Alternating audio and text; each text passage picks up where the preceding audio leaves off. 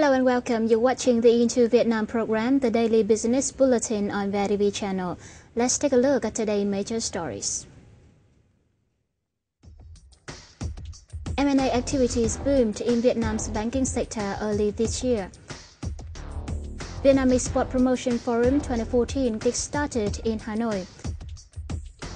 And Vietnam collects 53 trillion dong worth of taxes in the first quarter. The merger and acquisition activities seem to have boomed in Vietnam's banking sector in 2014, as at least 3 banks have announced plans to merge so far this year. Late last week, Petrolimex Bank or BG Bank, 40% owned by Vietnam's top fuel importer and distributor Petrolimex, drafted a plan to merge with VITV Bank, the country's second-largest bank by assets. If shareholders approve the plan at the meeting on April the 18th, PG Bank will be acquired by VietNam Bank, but its organizational structure and name will remain the same. Earlier this year, Sacombank, the country's 9th largest bank by assets, announced a plan to acquire Southern Bank, thereby becoming Vietnam's 5th largest lender by assets. Meanwhile, Maritime Bank is set to acquire the Mekong Development Bank. The 2 acquisitions have already been approved in principle by the State Bank. Vietnam's banking system, affected by high levels of non-performing loans and cross-ownership, has undergone reforms and restructuring since 2011 to increase financial capacity and reduce bad debt since 2011.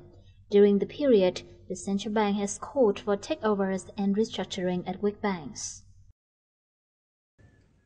To break the bottleneck in the economy, that is non-performing loans, Vietnam had better put an end to cross-holding in banks, although merging and acquisition is regarded as an effective way to eliminate cross-ownership and virtual funds in banks.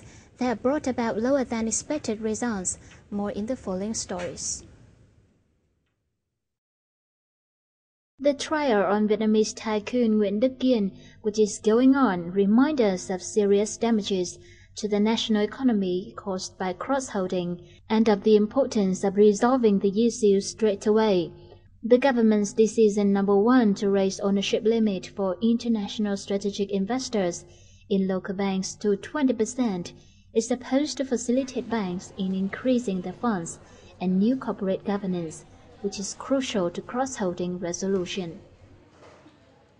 Role, as distinct from the other roles that they may have other than being a director. This is a problem we're still faced with in many of the more developed markets, so it's not something unique to Vietnam, but I think it's a very important issue because an effective board of directors will lead to an effective company and then will lead to a more stronger economy. This is a positive move by the State Bank of Vietnam aimed at helping banks dealing with consequences of cross-holding like high non-performing loan ratio and low liquidity.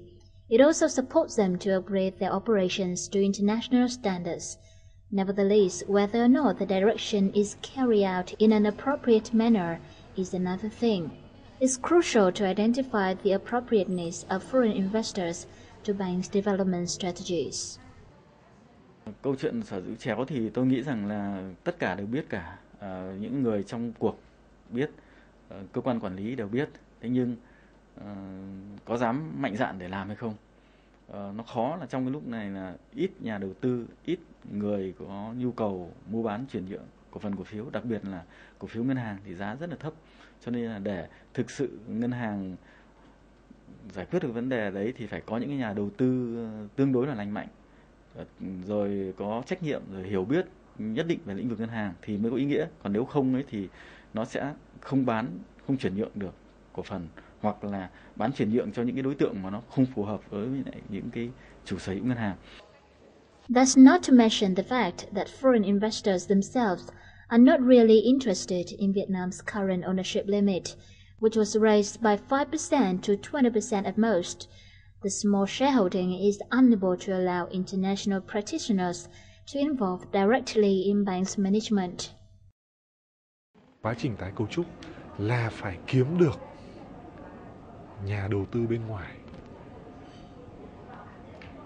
để mà có thể thay đổi được cái cấu trúc vốn và đảm bảo là các ngân hàng này được lành mạnh hóa lại.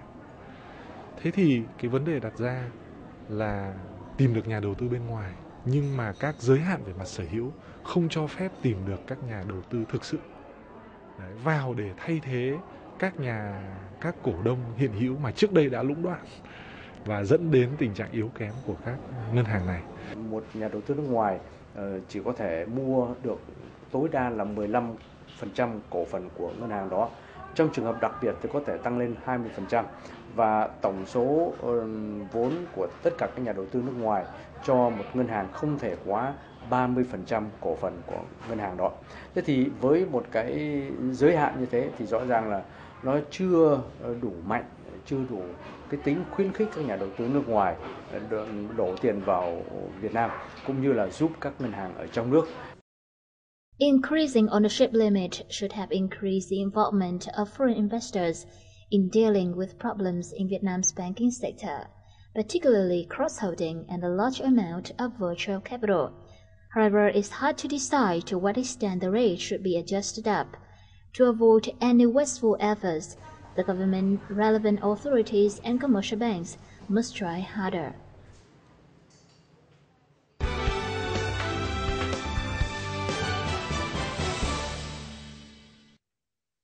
On April the 17th in Hanoi, in the framework of Vietnam Expo 2014, the Ministry of Industry and Trade organized Vietnam Export Promotion Forum 2014 with the theme of promoting export, integrating into ASEAN economic community.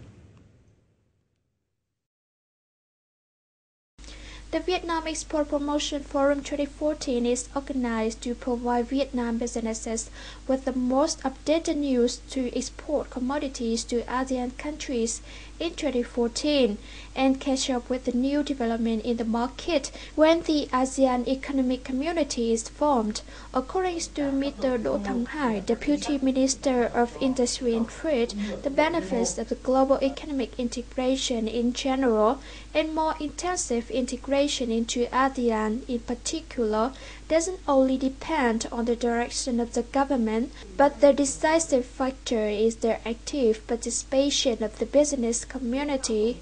Other forum speakers who are leaders of state agencies in trade sector and economic experts gave deep analysis and assessments about the bilateral trade between Vietnam and ASEAN in the past time.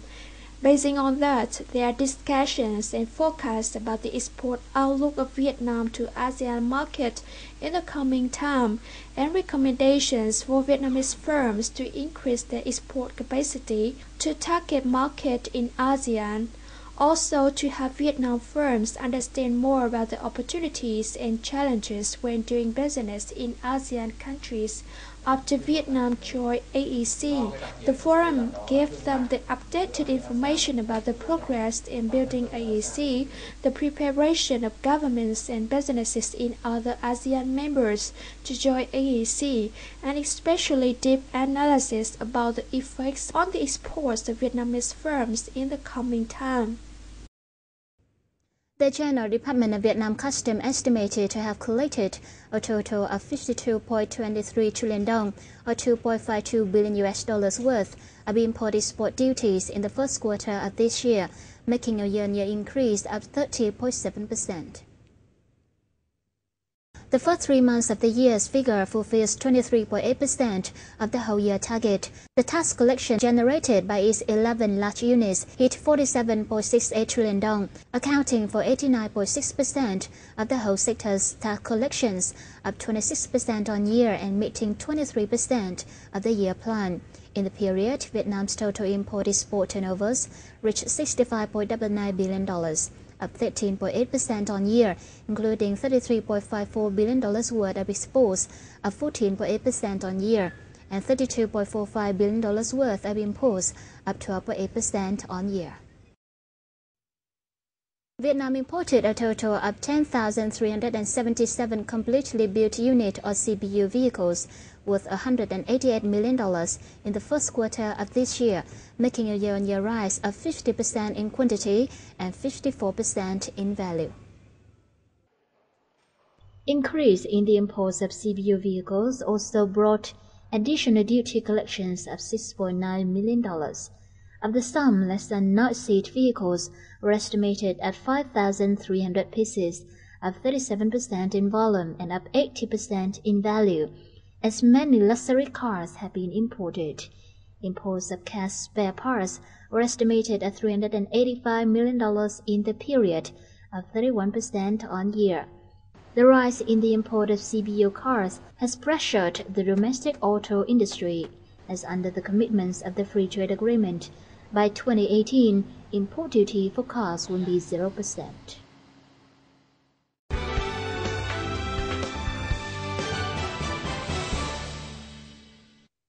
Coming up in the program is some other foreign trade news. According to the Vietnam Coffee Cocoa Association, exports of coffee are expected to flourish in the second quarter of this year. In 2013-2014 crop, Vietnam's coffee exports are expected to surpass 1.5 million tons, worth $3 billion, making a year-on-year increase of 20%. The coffee exports are estimated at 700,000 tons since the beginning of the crop, accounting for 40% of the expected volume for the whole season, including 200,000 tons shipped in the end of 2013 and 500,000 tons shipped in the first quarter of this year. Average coffee export prices are $2,000 to $2,200 per ton. This is the first time coffee exports reported high increase in the first quarter of the year. Normally, in previous years, coffee prices declined by the end of March due to rain, but this year in April, the coffee prices are still high. A positive forecast for the garment and textile industry has gradually become reality. In the first 3 months of the year, the industry recorded impressive growth in terms of production and exports, creating good impetus for the next quarter. In the first quarter of this year, the garment and textile industries ranked the second in total export turnover, with $4.5 billion, an increase of 21.9% compared to the same period last year.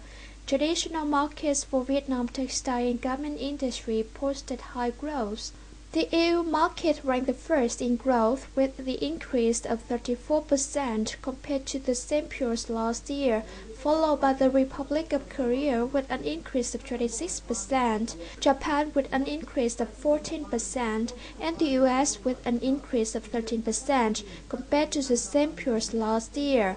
A strong growth in exports to Vietnam garment and textile industry in the first quarter was forecasted at the beginning of the year, when orders created a breakthrough. Many businesses signed contracts to the end of the third quarter, even to the end of this year.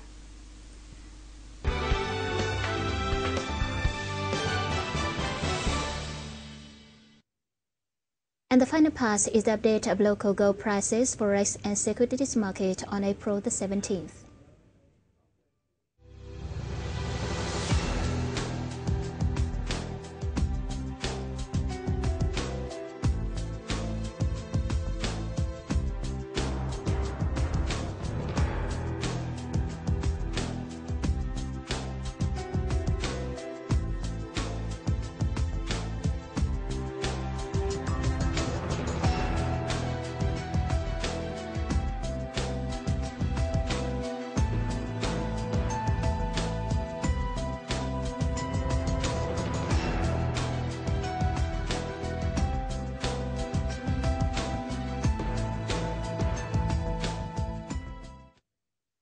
That's the end of the series. Thank you so much for watching. We'll see you soon and bye-bye for now.